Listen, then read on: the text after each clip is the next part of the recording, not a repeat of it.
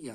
Hey guys, in this video I will show you how to replace random access memory within 1 minute or less.